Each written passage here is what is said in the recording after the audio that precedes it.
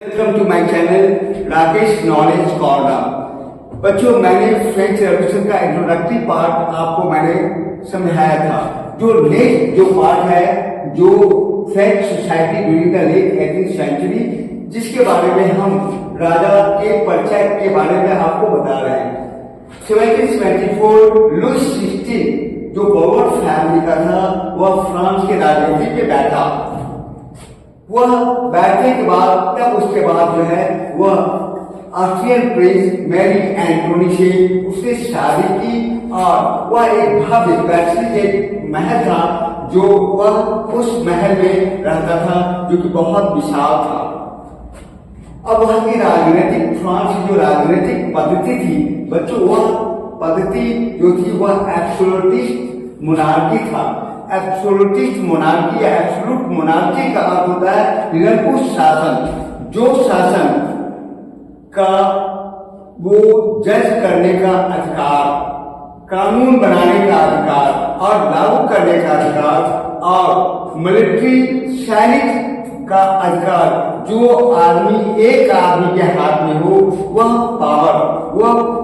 Power कहलाता है निरंकुश शासन। हमने राजाओं के बारे में आपको बता दिया, उनके परिचय के बारे में आप परिचित हो चुके। अब हम वहाँ फ्रांस की जो आर्थिक स्थिति के बारे में आपको बताने जा रहे हैं। जो फाइनेंशियल क्राइसिस, जो वहाँ का जो आर्थिक जो क्राइसिस था, वह बहुत ज्यादा हो गया था और इसके कई कारण थे। जो वहाँ का जो आर्थिक स्थिति बहुत दयनीय हो गई थी, इसके कई ऐसे कॉलेज थे जिसके बारे में हम अभी आपको इन वीडियो में आपको डिस्कस करेंगे। France had the 13th American colony to gain the independence from the British. बच्चों, जो फाइनेंशियल क्राइसिस था जिसमें राजा लुइस 16 बैठा था, उसमें उसका खजाना खाली हो गया था। इसके कारण के बारे में हम आपको बताएंगे, जो आपको एक क्वेश्चन के रूप में भी यह आप इसे अच्छे तरीके से कर सकते हैं।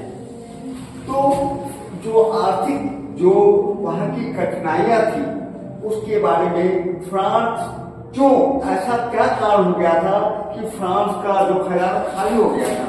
और खाली होने का एक कारण यह था कि फ्रांस जो है वह अमेरिका का जो 13 ऐसा कॉलोनी था जो उपनिवेशवाद के अंदर वह था और जिसको ब्रिटिश अपने अंडर में रखे हुआ था। उस समय फ्रांस जो है वह उसको आजाद करवाने के लिए अपने पैसे को वह खर्च कर रहा था। किसी और जो है लोगों से स्टेट से पैसा लेकर वह उस अमेरिकन को कॉलोनी को वह आजाद करवाना चाहते थे। दूसरा था कि जो उनकी खर्च कोर्ट का जो स्वरूप था वह बहुत बड़ा था, जिसमें उनका बहुत खर्च करने के लिए भी उन्हें पैसे चाहिए था। जो आपने देखा था cost of the maintaining and extravagant court, उस दरबार वो अपने दरबार के लिए बहुत ज्यादा खर्च करते थे, उसके लिए उन्हें पैसे चाहिए थे। तीसरा था जो वह लड़ाई, जो वह अमेरिकन लड़ाई में वो जो सहयोग कर रहा था, तो वह पैसा उधार दाता और लेकर जो पैसा लिए थे, जो वह लेकर जिसका वह 10% उन्हें लोन का पैसा उन्हें चुकाना पड़ रहा था। अब ये देखिए, टू मीट रेगुलर एक्सपेंसेस, जो उनकी रेगुलर दैनिक जो खर्चा था, वो भी खर्चे को वो मीट करना चाहते थे, इसीलिए उन्हें पैसे की जरूरत थी। तो cost of the maintaining an army भी उनकी बहुत बड़ी थी, जिसे उन्हें भी मेंटेन करना था, रख रखाव करना था। द कोर्ट, उनका जो दरबार था, उससे भी पैसे खर्च हो रहे थे। सरकार चलाने के लिए उन्हें पैसे चाहिए थे, यूनिवर्सिटी चलाने के लिए उन्हें भी पैसे चाहिए थे। और ये सारे जो खर्चे जो उन्हें चाहिए थी, तो ये खर्चा कैसे उनका मीट होगा?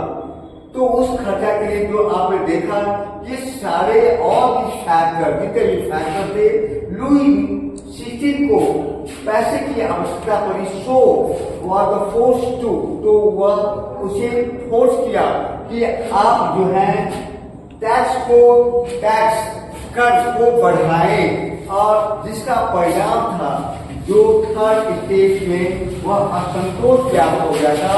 और बच्चों जो थर्ड स्टेज के लोग थे वह जो है पैसा जो वह टैक्स के रूप में वह देते थे।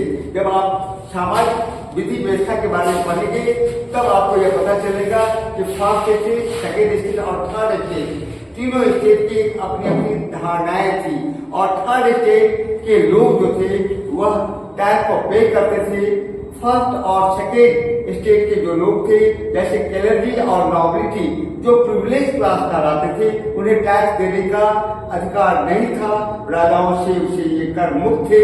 तो सारा उसका बर्डन जो है वह जो आ रहा था वह थर्ड स्टेज के ऊपर था। तो बच्चों इसके बाद हम सेकेंड पार्ट में जो हम समाज की जो धारणा है, समाज किस पर विभाजित था उसके बारे में आपको हम परिचय कर रहे हैं।